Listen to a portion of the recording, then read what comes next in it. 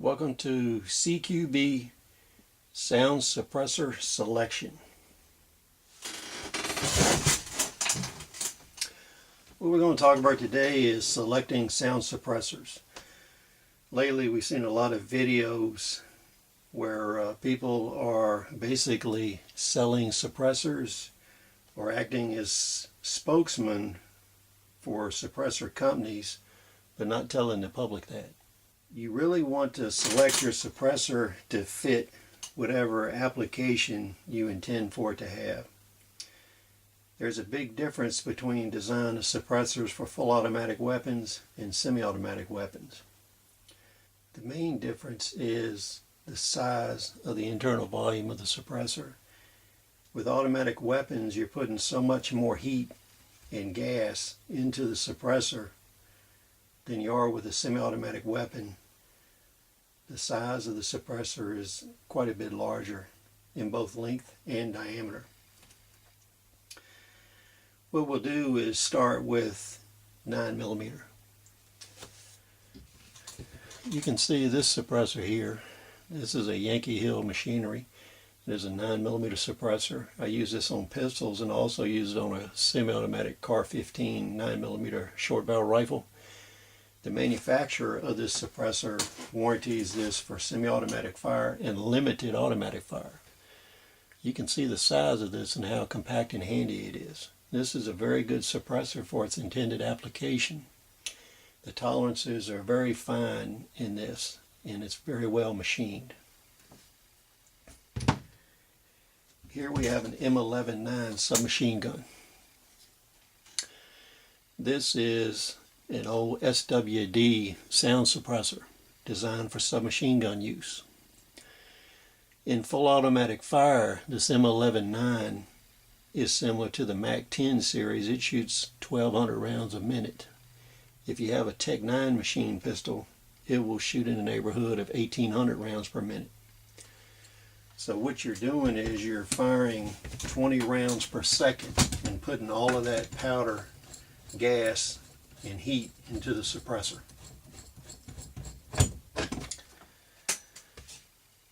You can see the difference in the size of these two suppressors, and you can see the difference in the diameter of these suppressors.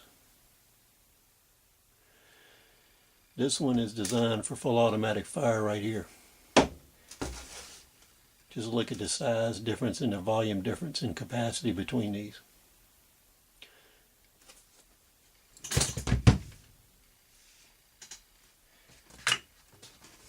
Here we have two suppressors designed for 5.56mm weapon systems.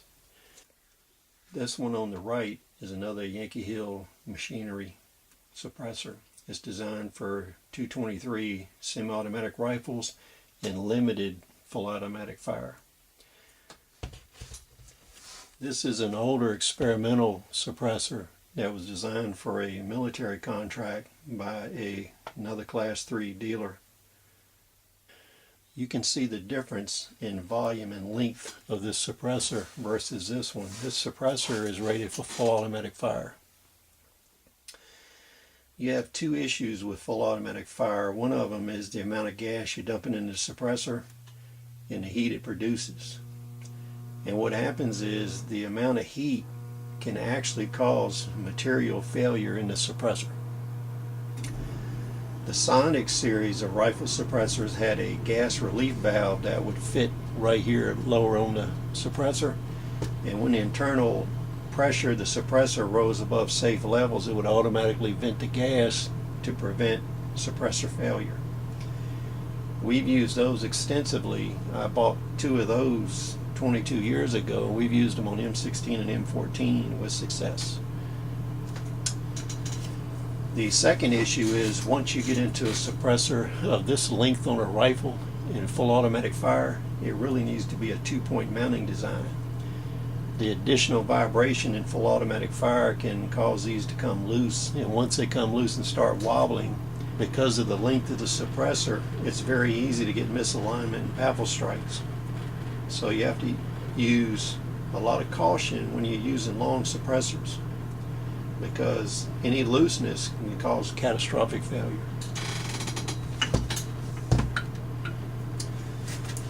What we have here is a 5.45 millimeter crank, and we have a Delta Brevis suppressor on the end here. This is rated for limited full automatic fire and semi-automatic fire. You can see how big a diameter this is. This is a 7.62 suppressor. I use it on the 4 cranks that we use at the shop. 2 of them are in 7.62 by 39. One's in 5.56, and this particular one is in 5.45 millimeter. So we use this on all 4 of the different weapons. And you can see here the difference in size between the 9mm suppressor and this 7.62 suppressor. The other thing is, when we take this off, you'll notice that cranks use their own muzzle thread pattern. If you have a crank suppressor, it's not going to fit on a regular AK because the diameter is different on the threads. But this is an extremely heavily built suppressor with a lot of large diameters, so it holds a lot of gas. And it's ideal for this application.